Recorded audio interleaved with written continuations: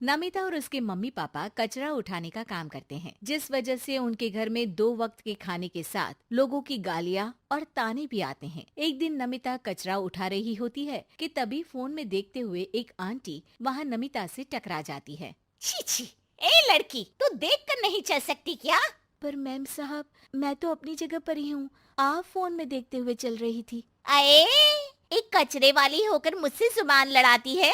अब घर जाकर दोबारा नहाना पड़ेगा, पूरा गंदा कर दिया। कितनी बदबू आ रही है।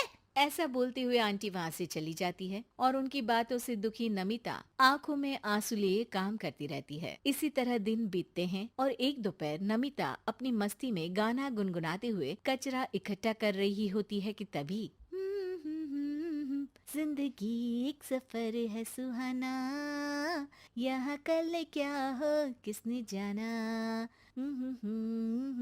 जिंदगी। तभी उसकी टक्कर मोहन से हो जाती है। अरे देखकर काम करो। मुझे माफ कर दीजिए साहब, गलती से टक्कर हो गई, मैंने जानबूझकर कुछ नहीं किया। ऐसा कोई जानबूझकर भला करेगा भी क्यों, कुछ नहीं होता। सोचा नहीं था कि कभी कोई मेरे साथ इतने अच्छे से बात करेगा। अरे जो नहीं करता वो इंसान कहलाने के लायक नहीं, तुम्हें उनके बारे में सोचना तक नहीं चाहिए। मोहन वहाँ से चला जाता है और नमिता उसकी बात को सोचते हुए दोबारा काम पर लग जाती है। इसी तरह समय बीतता रहता है। एक सर्दियों की सुबह कचरा उठाते हुए नमिता ठंड की वजह से पास के घर की सीढ़ियों पर ओत लेकर बैठ जाती है। कुछ ही देर बाद उस घर की मालकिन वहाँ आ जाती है। हाय तौबा, मेरा सारा घर गंदा कर दिया। अरे मैं घर के सामने गंदगी नहीं होने देती और तू पूरी की पूरी गंदगी मेरे घर की सीढ़ियों पर ही आकर बैठ गई। मालकिन, ठंड बहुत है इसलिए कुछ देर बैठ गई, अभी चली जाती हूँ और सफाई भी कर दूंगी। अरे यहाँ बैठकर घर पहले ही गंदा कर चुकी है, अब छूकर अशुद्ध भी करना चाहती है। अपनी माँ के चिल्लाने की आवाज सुनकर मोहन घर से बाहर निकल आता है, जहाँ नमिता को देख वो किसी तरह अपनी माँ को शांत करके घर में वापस भेज देता है। मुझे माफ कर दीजिए मालिक, गलती हो गई। अरे प्लीज मुझे मोहन बुलाओ और अपनी माँ की तरफ से मैं माफी मांगता हूँ। अरे नहीं मालिक, लोग वैसे भी हमें इंसान समझते ही कहाँ है, इसलिए अब इन सब की आदत है। अगर इन सब की बातों को बुरा लगाने लगे तो भूखे ही मर जाएंगे। वैसे तुम्हें ठंड में इन पतले फटे कपड़ों की जगह मोटे और गर्म कपड़े पहनने चाहिए। मेरे पास इतनी चॉइस नहीं है, जो है बस यही है। और जब घर में मम्मी पापा भूखे बैठे हो तो क्या सर्दी और क्या गर्मी। चलती हूँ साहब। नमिता तो वहाँ से चली जाती है, लेकिन अब मोहन उसके बारे में सोचना ही बंद नहीं कर पाता। कुछ दिनों बाद नमिता दोबारा कचरा उठाने मोहन के घर के पास आती है, जिसे देख वो एक नया गर्म सूट लेकर उसके पास आता है। ये तुम्हारे लिए है। शुक्रिया मालिक, पर ये तो नया है। हाँ, किसी को गिफ्ट में नई चीज ही तो दी जाती है। हमें कोई गिफ्ट नहीं देता। हाँ, नई चीज तो बिल्कुल नहीं, पर आपका बहुत शुक्रिया। चलती हूँ, बहुत काम बाकी है।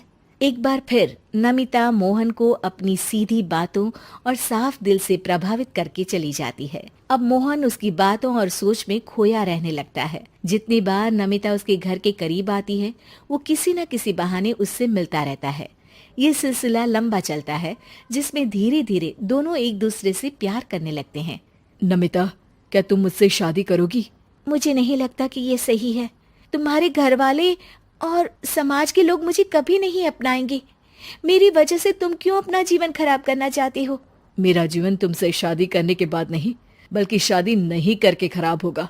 मेरी बात मानो, सब ठीक होगा, भरोसा रखो। मोहन के प्यार और उस पर भरोसे के साथ नमिता शादी के लिए हाँ कह देती है और अगले ही दिन वो दोनों कोर्ट मैरिज कर लेते हैं। इसके बाद मोहन नमिता को लेकर जैसे ही घर पहुंचता है तो वहाँ उसकी मम्मी, जो अपनी सहेलियों के साथ किटी पार्टी कर रही होती है, उन्हें एक साथ देखकर हैरान रह जाती है। हाय राम, कल मुही करम जली, तुझे एक दिन सीढ़ियों पर बैठने के लिए कुछ जरा बहुत बोल क्या दिया। तूने तो बदला लेने के लिए मेरा बेटा ही फंसा लिया। अरे जिस लड़की की हमारे सामने खड़े तक होने की औकात नहीं, मोहन तू सीधा उससे शादी करके घर के अंदर ही ले आया। हाय हाय बहन, अब तुम समाज में क्या मुंह दिखाओगी? अरे मेरी बात मानो, अब बाहर निकलना ही बंद कर देना।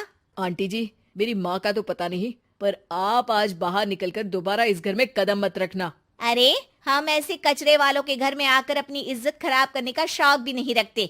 अगर यही कचरे वाली आपके घर का कचरा उठाना बंद कर दे तो उस आलीशान मकान में आप 2 दिन भी नहीं रह सकती। पता है क्यों? क्योंकि आप जितनी गंदगी फैलाते हैं ना, उसे ये साफ करती है, इसलिए आपका घर साफ रहता है और आप उस पर घमंड कर पाती है। इस हिसाब से तो आप और हम कचरे वाले हुए। ये नहीं, कुछ भी हो, बीमारी, ठंड या गर्मी, ये हमेशा अपनी फिक्र ना करते हुए आपको सेफ एंड क्लीन रखने के लिए सफाई करने आती है और आप इसे ही गंदा बोलती है। शर्म करो। मोहन की बात सुन के सबको अपने कहे पर शर्म आने लगती है, जिस पर वो नमिता से माफी मांगते हैं और मोहन की मम्मी भी उसे अपना लेती है। हमारे चैनल कुमार कहानी वाला पर लेटेस्ट वीडियो पाने के लिए अभी वीडियो को लाइक करें, चैनल को सब्सक्राइब करें और हमारे नोटिफिकेशन पाने के लिए बेल आइकन को ऑन करें।